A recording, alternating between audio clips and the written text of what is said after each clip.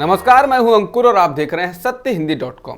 आइए एक नजर डाल लेते हैं अब तक की सुर्खियों पर। रूस और यूक्रेन के बीच जारी युद्ध के दौरान आज दोनों देशों के प्रतिनिधि तुर्की की राजधानी इस्तांबुल में मिले। बातचीत के बाद रूसी प्रतिनिधियों की ओर से कहा गया कि बातचीत बहुत रचनात्मक रही है और इस दौरान नए प्रस्ताव सामने लाए गए हैं जिसकी समीक्षा करेंगे। इसके साथ ही उन्होंने वादा किया कि वे कीव और चेरनिहिव में सैनिक गतिविधियों को कम करेंगे। रूस और यूक्रेन के प्रतिनिधियों के बीच बातचीत के बाद यूक्रेन के प्रतिनिधि मंडल ने कहा कि युद्ध विराम पर अभी कोई समझौता नहीं हुआ है और कई मुद्दों का अब भी कोई हल नहीं निकल पाया है। उन्होंने कहा कि इस पर सहमति बनी है कि जल्द ही एक बार फिर बातचीत के लिए प्रतिनिधि मिलेंगे। इसके साथ ही ये भी कहा कि इस्तांबुल वार्ता के बाद पुतिन और जेलेंस्की की बैठक संभव है। असम और मेघालय के बीच करीब 50 साल पुराना सीमा विवाद मंगलवार को सुलझ गया। दोनों राज्यों ने गृह मंत्री अमित शाह की मौजूदगी में सीमा विवाद समझौते पर हस्ताक्षर किए। अमित शाह के अलावा दोनों राज्यों के मुख्यमंत्रियों हेमंत बिस्वा शर्मा और कॉनराड संगमा की मौजूदगी में दोनों राज्यों के मुख्य सचिवों और गृह मंत्रालय के अन्य अधिकारियों ने समझौते पर हस्ताक्षर किए। गृह मंत्रालय की बैठक में मेघालय सरकार के 11 प्रतिनिधि और असम के 9 प्रतिनिधि मौजूद थे। गृह मंत्री अमित शाह ने कहा कि पूर्वोत्तर के लिए न सिर्फ ऐतिहासिक दिन बल्कि विवाद मुक्त पूर्वोत्तर के लिए एक महत्वपूर्ण दिन है। जब से मोदी जी पीएम बने हैं, उन्होंने पूर्वोत्तर के गौरव के लिए लगातार काम किया है। उत्तर प्रदेश सरकार ने कहा कि उसने लखीमपुर खीरी हिंसा मामले में केंद्रीय मंत्री अजय मिश्रा टेनी के बेटे आशीष मिश्रा की जमानत का पुरजोर विरोध किया था। प्रदेश सरकार ने ये बात लखीमपुर खीरी हिंसा मामले में मारे गए किसानों के परिवारों के आरोपों के जवाब में कही। किसानों के परिवारों ने कहा था कि उत्तर प्रदेश सरकार ने आशीष मिश्रा को जमानत पर रिहा होने दिया और गवाहों को सुरक्षा नहीं दी। आशीष मिश्रा को लखीमपुर खीरी हिंसा मामले में जमानत मिलने के हाईकोर्ट के फैसले के खिलाफ सुप्रीम कोर्ट में याचिका दायर की गई है। इस याचिका पर उत्तर प्रदेश सरकार ने अपना जवाब दाखिल किया है। प्रदेश सरकार ने कहा कि आशीष मिश्रा की जमानत के खिलाफ अपील करने के फैसले पर अभी विचार चल रहा है। इस मामले में पीड़ित परिवारों की ओर से दायर याचिका पर chief justice N V Ramana, justice Suryakant और जस्टिस हेमा कोहली की बेंच बुधवार को सुनवाई करेगी। पश्चिम बंगाल की मुख्यमंत्री ममता बनर्जी ने विपक्ष के नेताओं को पत्र लिखा है। पत्र में ममता ने कहा कि केंद्रीय एजेंसियों का दुरुपयोग हो रहा है। उन्होंने आगे की रणनीति तय करने के लिए विपक्षी नेताओं की बैठक बुलाने का आह्वान किया।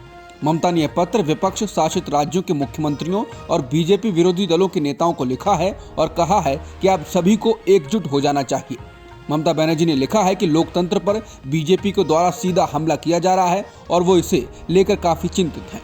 केंद्रीय एजेंसियों जैसे सीबीआई, केंद्रीय सतर्कता आयोग यानी सीवीसी, ईडी और इनकम टैक्स का इस्तेमाल राजनीतिक विरोधियों को निशाना बनाने के लिए किया जा रहा है। बीरभूम में हुई हिंसा की सीबीआई जांच के मामले में ममता ने केंद्र सरकार पर हमला बोला था। ममता के सांसद भतीजे अभिषेक बनर्जी और टीएमसी के कई अन्य नेताओं के खिलाफ भी केंद्रीय एजेंसियां कार्रवाई कर रही हैं। ममता बनर्जी ने विपक्षी दलों के मुख्यमंत्रियों को एकजुट होने के लिए पत्र लिखा। इस पर बीजेपी ने पलटवार किया। बीजेपी ने ममता की आलोचना करते हुए बीरभूम हिंसा का जिक्र किया और कहा कि राज्य में लोकतंत्र की हत्या हो रही है। बीजेपी ने कहा कि ममता राज्य में बंगाल में लोकतंत्र की हत्या हो रही है और वो अपने कुकृत्यों को छिपाने के लिए दूसरे मुख्यमंत्रियों को एकजुटता के लिए चिट्ठी लिखकर एकता की बात कर रही है। ममता द्वारा गैर बीजेपी शासित राज्यों के मुख्यमंत्रियों को लिखे पत्र को लेकर पश्चिम बंगाल कांग्रेस के अध्यक्ष और लोकसभा में विपक्ष के नेता अधीर रंजन चौधरी ने कहा कि ममता बनर्जी कभी कहती हैं कि सभी को बीजेपी के खिलाफ एकजुट होना चाहिए, तो कभी कहती हैं कि सबको बीजेपी और कांग्रेस के खिलाफ एकजुट होना चाहिए, कभी तो वो कह देती हैं कि कांग्रेस को खत्म हो जाना चाहिए।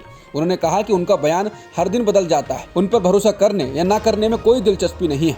उन्होंने कहा कि कांग्रेस ने बीरभूम हिंसा की जांच सीबीआई से कराने की मांग की थी।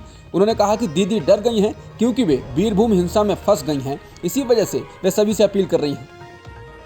केंद्र सरकार द्वारा जम्मू कश्मीर से विशेष राज्य का दर्जा यानी अनुच्छेद 370 हटाने के बाद इस राज्य में दूसरे राज्यों के 34 लोगों ने संपत्ति खरीदी। केंद्रीय गृह मंत्रालय ने लोकसभा में ये जानकारी दी। ये संपत्तियां जम्मू, रियासी, उधमपुर और गांदरबल जिलों में हैं।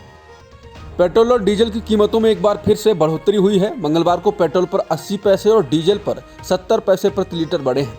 इस तरह बीते एक हफ्ते में इनकी कीमतों में 4 रुपये 80 पैसे प्रति लीटर की बढ़ोतरी हो चुकी है। दिल्ली में पेट्रोल 100 रुपये प्रति लीटर के पार हो चुका है।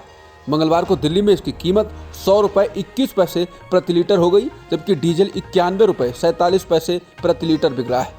मुंबई में पेट्रोल 115 रुपये से ज़्यादा है और डीजल 99 रुपये 25 पैसे प्रति लीटर हो गया है। चेन्नई में पेट्रोल 105 रुपये 94 पैसे और डीजल 96 रुपये प्रति लीटर, जबकि कोलकाता में पेट्रोल 109 रुपये 68 पैसे और डीजल 94 रुपये 62 पैसे प्रति लीटर बिक रहा है।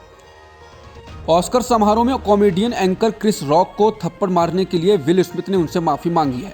उन्होंने सार्वजनिक तौर पर माफी मांगते हुए कहा कि किसी भी रूप में हिंसा सिर्फ बर्बादी लाने वाली होती है। ये वाकया 27 मार्च को लॉस एंजलिस में आयोजित ऑस्कर समारोह में हुआ। क्रिस ने पुरस्कार देने से पहले विल स्मिथ की पत्नी जैडा पिंकेट स्मिथ को लेकर जोक किया। इससे विल नाराज हो गए और मंच पर जाकर क्रिस को थप्पड़ मारा। इसके बाद अब विल स्मिथ ने सोशल मीडिया पर कॉमेडियन से सार्वजनिक रूप से माफी मांगी।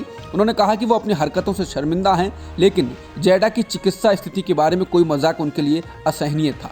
स्मिथ ने आगे कहा, क्रिस, मैं सार्वजनिक रूप से आपसे माफी मांगना चाहता हूँ।